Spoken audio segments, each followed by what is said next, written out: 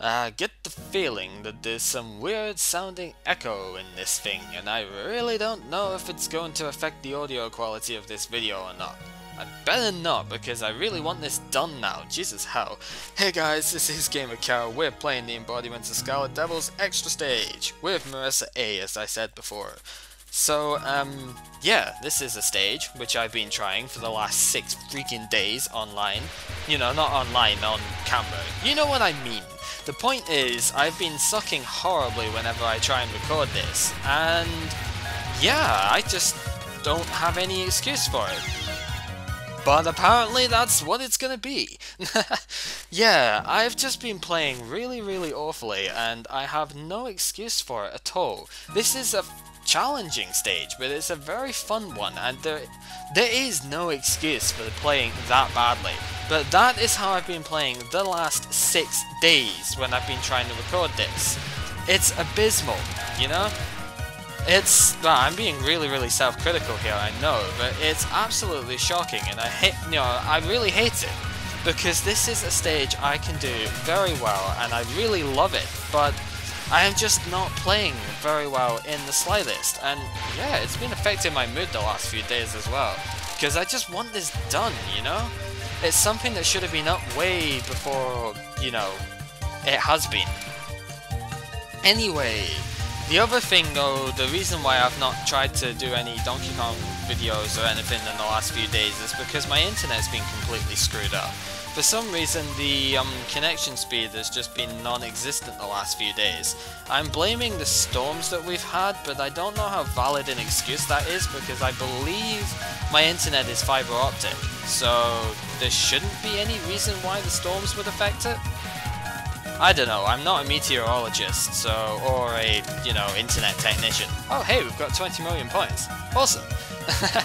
Anyhow, Patchouli is gonna get in our way again, but she has some new spell cards to deal with. Everybody seems to hate this fight, but I find it's really awesome, so whatever, man. Anyway, Silent Selena, Silent Selene, I don't know, it depends how you want to pronounce it, but it's a very fun card. But it's rather difficult for Marisa A if Patchouli doesn't cooperate horizontally.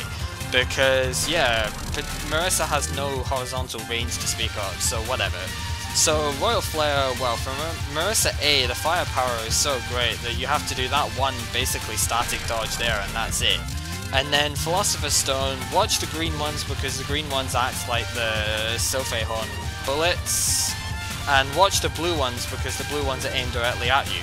Otherwise, it's micro movement, and even with me slightly screwing up there, I still managed to do it, so it's all good, right? So, haven't made any reference to the music yet, but this is one of my favourite extra stage themes. I think only UFO's one is better for me, you know? That was a bad idea, but we've managed to get away with it, so that's all that really matters. Let's get up here. This is pretty much my favourite part of the stage itself. The 4th book in each of these waves fires home aimed shots at you, so, you know, just be a little bit careful of that, and it's not too hard. You don't want to move too far until all of the bullets have been fired, but, you know, it's little claustrophobic type stuff. And then don't be afraid to bomb this bit because it is pretty dense and it can catch you. I'm just going to bomb it because I think I was walled there. So yeah. And then this bit, well, simple streaming is usually the way you can do it, so not too bad. Make sure you get the extra life there because otherwise, you know, it's just not good. Hey, look at that! Apart from that one 10-point thing at the end, that's an awesome score. 80,808,090 points. That is the coolest score ever, seriously. So anyway, I've not talked about the plot yet, but as Marisa is saying here, you know, what the hell has happened in this place? This is just completely crazy compared to what it was before, don't you think? But yeah, Amelia isn't here, however, somebody else clearly is. And she has the coolest wings in the world. I mean, seriously, just look at those things, they're amazing. Anyway, she wants to know who we are, so Marisa, go and introduce yourself. Marisa, come on now, you can't pose as Reimu, you don't have a Shrine Maiden's outfit on. You look more like a maid than a Shrine Maiden. Even though there's maid in both things there. Whatever. Anyhow, Flandre introduces herself by name, to Marisa at least. And that's really cool, because very few characters actually tell the heroines what their name is. So, you know, I just find that's really awesome. Anyhow, she is a rather unstable character, and, you know, the twitch in her leg there kind of shows that, but whatever. She has been around here in the cellar, locked away by her big sister Amelia for just about 500 years. That's pretty freaking crazy. However, there is a good reason for it. She has the capability to destroy pretty much any object that she chooses to, because she can manipulate and destroy the eye of any object that she chooses to. The eye of an object is pretty much its essence. That's the way it is, so, you know, it's the sort of thing that if you lose your eye, or lose the eye of the object, that object pretty much is exploded. And that's what Flandre does to stuff, if she really wants to. But because she has such massive respect for her big sister, well, you know, that's why she doesn't try and break out. Anyhow, her theme music is absolutely awesome, and this is probably one of the most iconic themes in all of Touhou. Almost everybody that has played video games or, you know, listens to video game music stuff will have heard this one at some point. And it's classic, you know? Anyhow, let's just go for it. Flandre's non-spells are really not that big a deal. There's a couple of tricky ones, but they're not dangerous, really. The thing I don't like to move too much horizontally to try and chase Flandre, however, because, you know, risk-taking and whatnot. Anyway, Cranberry Trap. Well, the purple ones are aimed to the center, and the blue ones are aimed directly at you, so just, you know, streamish and stream type of object with the blue ones, and then, yeah. This is gonna take a long time to get. Flandre, be more cooperative and stay under my fire, will you? Well, that kind of helps, I suppose. There we go. Capture that. Okay, that took forever because she wasn't there, but whatever.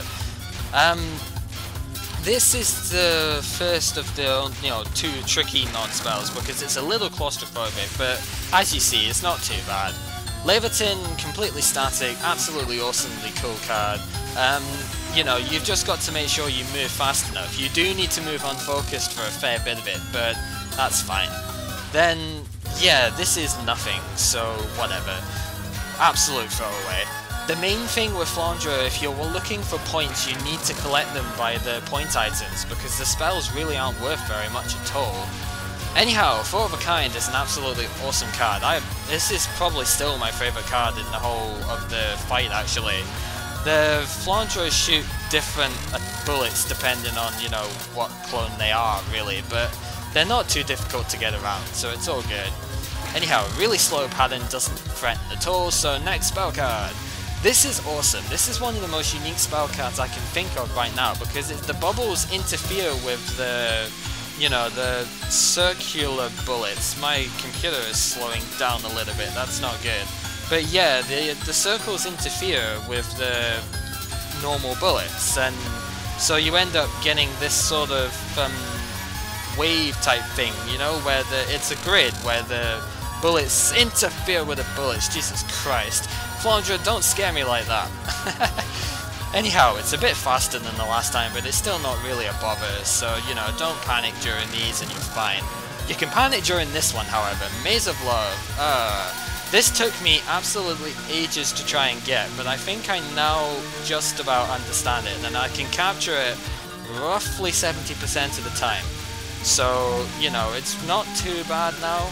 This is where it gets a little bit tricky, just because it seems to go faster there, but, you know, it's all good. You could learn that one by staying down the bottom, but I've never really managed it. I've tried several times, but I just didn't learn it well enough, I don't think. Oh well, that's just the way it goes. So, yeah, just staying around the center, as I said before. I don't like to move too much during the non-spells, and there we go. Start row break. You want to stay about a third of the way up the screen at the least, because otherwise you're going to find that the faster waves will start overlapping with the slower ones, as you can kind of see here, and it starts getting rather tricky. So, you know, just try and stay up, and try and chase Flandre down if you can as well, but admittedly that's not the easiest of things to do, but whatever, we captured it, so hooray! this is the other tricky non-spell, because the rings can overlap with having 3 waves of them there. It's a bit more claustrophobic, a bit trickier, but again, it's not too bad. Try not to move vertically during those things, because otherwise it might well catch you out, but whatever. Catadial Trick kind of looks a little bit like a blue version of one of Amelia's style cards, but it's definitely a Flandre-esque card, because you can see it's got a more of a gimmick than what, you know, what's a Vermilion has, so whatever. This bottom right hand corner is oddly quiet compared to the rest of the screen, but you've just got to try and anticipate where the bullets are going to fall down. And overall, it's not that hard. And then this is the easiest thing ever, because it's simple streaming. There is a very high chance with Marisa A that you're not going to capture this non-spell, but capturing non-spells is not important in the slightest, so whatever. But we made it this time, hooray! Now, counterclock is very straightforward. It's a completely static-y sort of thing. I need to be further across. There we go, in the corner. And yay! Right, okay, you can stay down the bottom middle bit here, so long as you're basically right in towards the middle, and it's all good. So far so good, yay! Okay, so, you know, this is the first survival card of the game, and of the series even. So yeah, you can only win this one by timing it out, so that's just the way it is. The Flandre clones start appearing, and well, I usually get this one, but I've been moving a bit too quickly recently, and I've ended up walling myself, but I think I'm okay this time if I just pay a bit more attention. There we go. Right, and from here it's static, so you can learn this bit, and it's not that dangerous.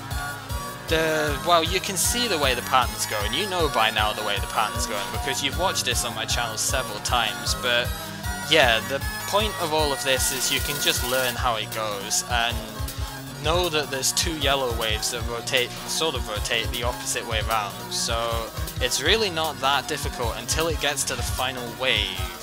The final wave where everything is really fast is when it starts getting hard, and yeah, we're just trying to get there now, so not too much longer to go. There's the yellow ones here, and then it's the really fast bit. So this is where it starts getting hard, because this is where all the waves start overlapping, and I never quite remember my strategy for this. Oh, get down the middle. There we go, there we go, there we go. Excellent. Okay, last spell card, last spell. Ripples of 495 years. This is batshit insane. I have managed to capture this once now, I think, and off camera, and yeah, it just gets nuts. It's well, the rings are not too bad until it starts really speeding up. It's a HP based card, so the lower the HP gets, the faster this thing goes, and I didn't see that one. Oh well, let's just try and get this without dying more than once from here. I kind of want to... Damn. Well, that's disappointing. Oh well, it's still no bombs and, well, all of that. That's disappointing, but I can't... I guess I can't really do very much about it, but... Oh well, you know... Anticlimactic ending for the loss. That's all I can really say. But yeah, Flandre is really beat up. Marisa, you know, it might not even be truthful that she's won, but yeah, Marisa is kind of done. That's awesome. However, Flandre is now going to be all alone, and she's going maybe to hang herself. Weird symbol translation, who knows, you know, something messed up there. But yeah, Marisa, she's not gonna hang herself, honestly, you know, she's not that bad, right? Anyway, she went and hanged herself, and then there will be none. Yeah, it's a reference to a novel, I think, which I can't actually remember the name of, because I'm not that into this sort of thing, but yeah, she's, oh, it's not, maybe not even a novel then, if it's a rhyme, but I don't care. Anyhow, yeah, that one spell card, see, this is what gets me now. How do they know which spell card is being referred to here? Do they know the names of the spell cards? When, you know, do they see sort of the name like we did? Or what? I don't get it. You know, because they always seem to be able to refer to the exact... Oh, sorry.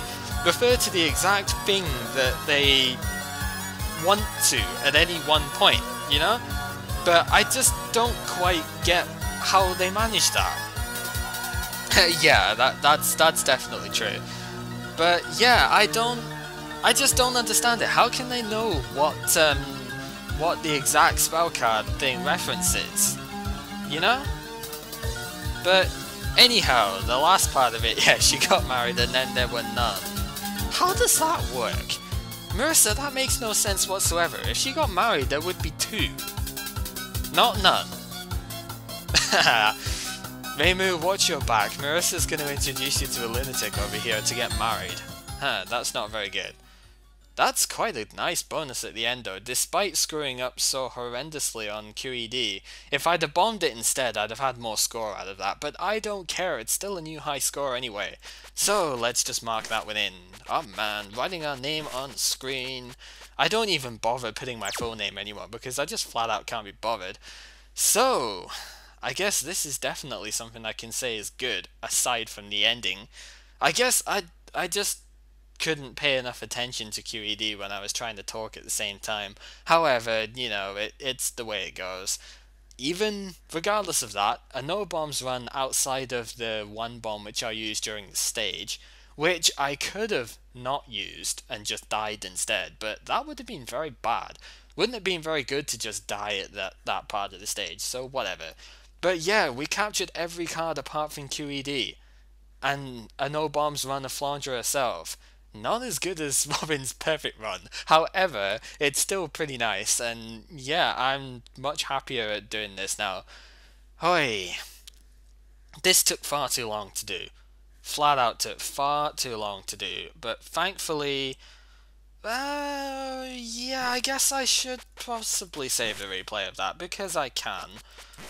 It's not essential, but I might as well save it anyway, I've got spare slots. So yeah, this took far too long to do, and I'm really sorry that it took ages after the game was completed to get this out. But hopefully you can sort of forgive with the way the whole thing was. Stupid internet and stupid playing horrendously badly and all of the good stuff that way. Okay, so for Touhou stuff coming next, the obvious one is Perfect Cherry Blossom, but I have half a mind to try and show off all of Patchouli's unique spell cards here, but at the same time I would want to try and capture them, you know, to show it off properly, and I cannot really get Sylphehorn high level, you know, I just flat out can't do it. I've captured it once maybe in about 60 attempts, so I probably wouldn't get it at all.